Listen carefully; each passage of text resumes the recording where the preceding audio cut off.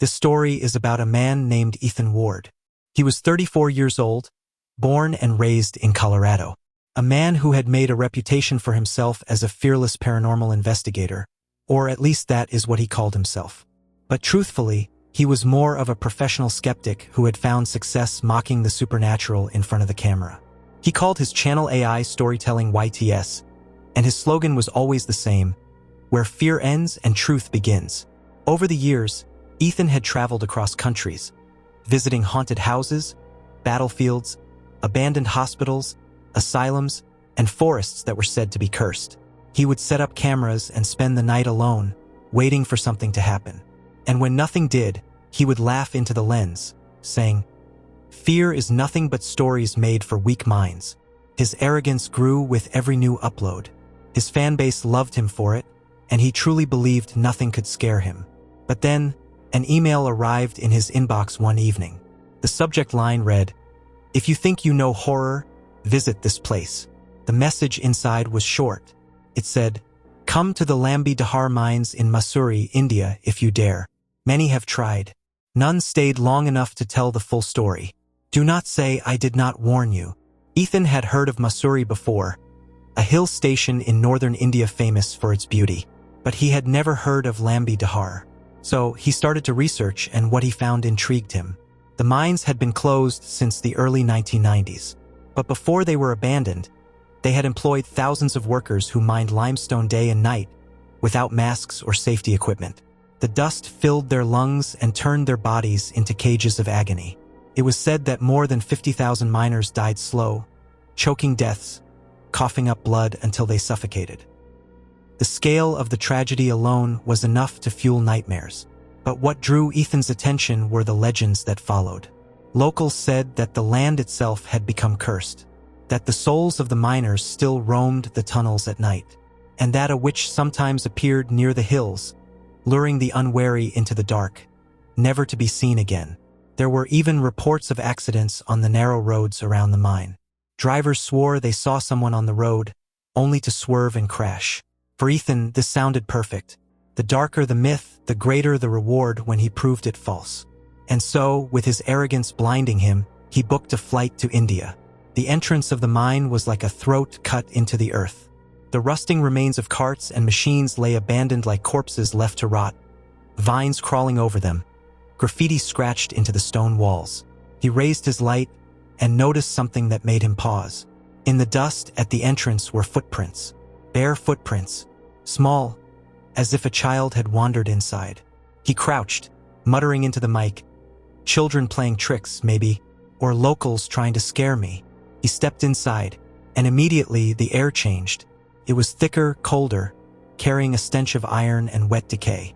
He coughed and adjusted his mask, thinking it was just the dust. But then he heard it, faint, almost lost in the echo. A cough, not his own, deep, ragged, wet. He froze, listening. The cough came again, further inside, as if someone was choking violently. His mind told him, maybe a squatter, maybe another explorer. But his heart hammered louder with every step. Deeper inside, the walls bore strange markings. Crude symbols scratched into the limestone. Some looked like faces, mouths stretched open wide. The coughs multiplied. Not one, but many. Dozens, hundreds. The sound of lungs gasping for air, reverberating through the tunnel, vibrating in his chest. His light caught movement. A man staggering down the tunnel, coughing, blood spraying from his lips. Ethan ran forward, thinking he had found a living soul. But when the light hit the figure, he stopped cold. The man's face was collapsing, skin sinking, eyes rolling white, his mouth stretched impossibly wide as blood poured out. And then, without warning, his body crumbled into dust, scattering into the air. Ethan fell back, stammering into the mic. Hallucination. Spores maybe. Gas. But deep inside, he knew what he had seen. Shaken, Ethan turned to leave. But the path behind him no longer looked the same. The symbols on the walls were gone. The tunnel curved differently, like it had rearranged itself. His rational mind tried to calculate. He muttered, "Maybe I took a wrong turn." But his voice cracked. The deeper he went, the stranger it became. Sometimes the tunnel widened into vast chambers, filled with shadows. Sometimes it narrowed, forcing him to crawl on hands and knees.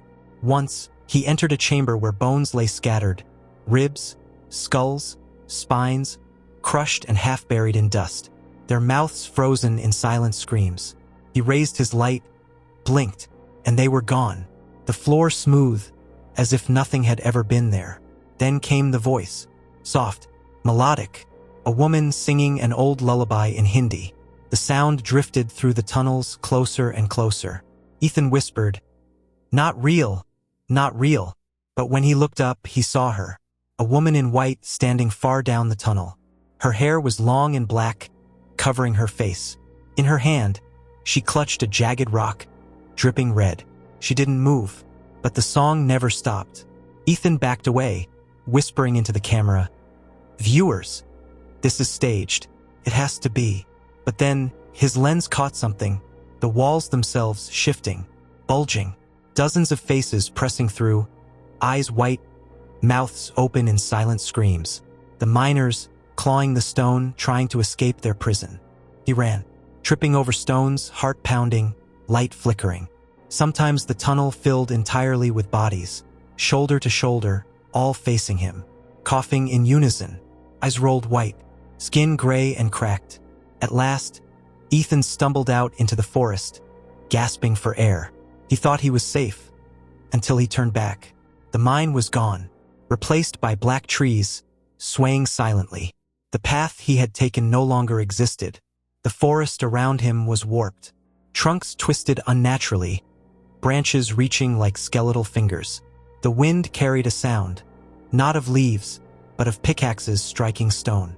Hundreds of them, as if the miners were still working beneath the earth. Then the lullaby returned, drifting through the trees, the same haunting voice. He turned slowly, and there, in a clearing, stood the woman in white.